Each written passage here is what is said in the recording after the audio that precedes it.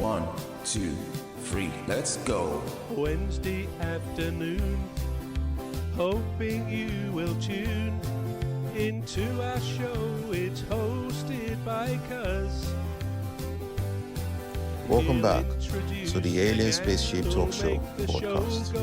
And in case you're just joining us, you're listening to the Alien Spaceship Talkshow podcast with Emmy Hikins and Trevor Gear. Stand by it, but I can certainly understand why, if you've got a couple of people who you might want to have as a best man, then you would say, yeah, I'll have two. And you can let them fight it out amongst themselves, but I guess they'll both have a role which they'll share, and they'll work things out to their own satisfaction. I mean, if you're having some sort of a stag do, they can both, look after aspects of that, where you're going and organising any drinks and all the rest of it. So, yeah, there's enough for them to do.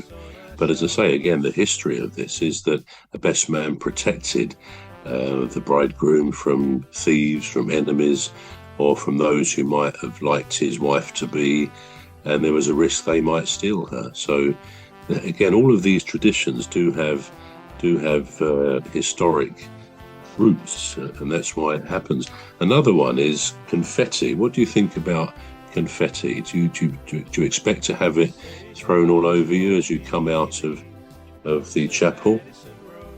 Yeah, so that I'm glad you mentioned that, because that's been handled. And I didn't know that was a tradition, to be honest.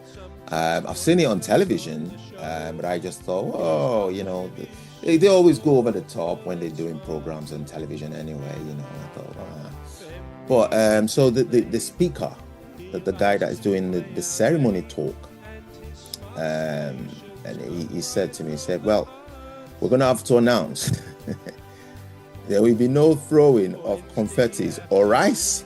Who throws rice? Do people throw rice?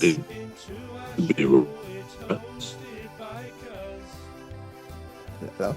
You still hear me? Am I frozen out? I think I might be frozen out. You're frozen, Cuz. Oh, sorry. Oh, I'm back. You, yes. Oh, you've come back. Yeah, well done. Yeah. I thought you froze in shock at what I said. I might have. Yeah. No, I didn't hear what you said, actually. So I was talking about the rice and the confetti. I didn't know they were throwing of rice. Did you know that? Yeah, well, I'll tell you here what it says they used to throw. Moving through the centuries, this evolved originally from rice or wheat were thrown over their heads by guests to encourage prosperity and fertility. Confetti throwing started back as far as ancient Greece, when leaves and petals were showered over people during weddings and other celebrations. Moving through the centuries, this evolved to other items also being thrown, such as coins, flowers, grain, eggs. Can you imagine eggs? And even mud. But that's another and longer story. Some of these items, of course, were painful, and they ruined their outfits. But, nowadays, if as you suggest, lots of places don't permit the throwing of confetti because it takes a hell of a lot of clearing up afterwards. But often they also insist that whatever is thrown is biodegradable for the same sort of current pollution reasons and so on. So, yeah, you need to be careful. Paper confetti became the norm across Europe in the 19th century. Finally, getting married was less painful. And from a photographer's point of view, she says, I'm not going to lie, colourful confetti makes for amazing photo opportunities. These days, however, she said, they'll only let you throw confetti if it's biodegradable or dried petals with good reason. And I didn't know this bit, but in recent years, blowing bubbles has also become a trend as an alternative to confetti. And I've never seen that. Have you seen bubbles at a wedding being blown?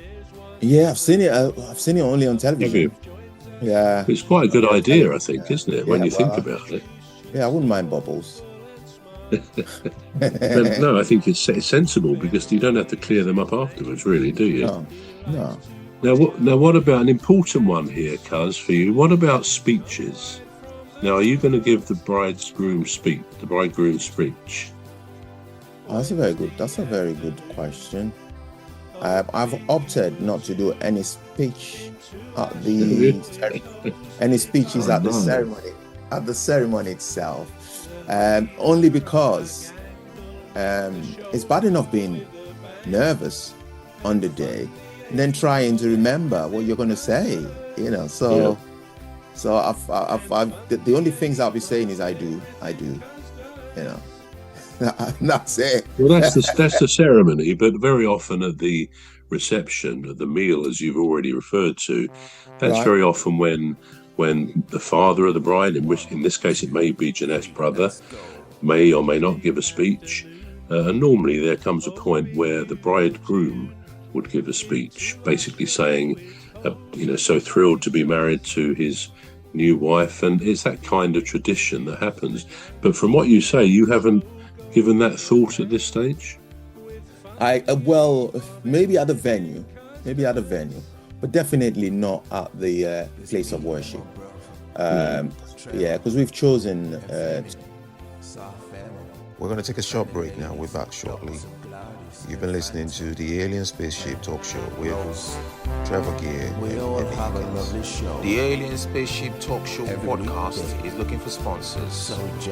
If you're a company out there looking to spread the word about the products and services you provide, please get in touch with Deepstuff Radio Podcast on info@deepstuffrecords.com, or to use the contact form on our website to contact us.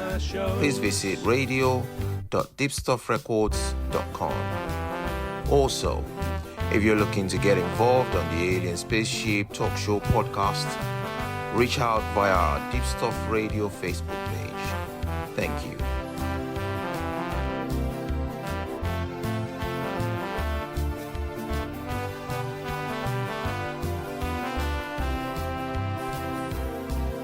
Say hello to old Mimi, Dr. Gladys and Rose, three beautiful ladies who join us on our shows.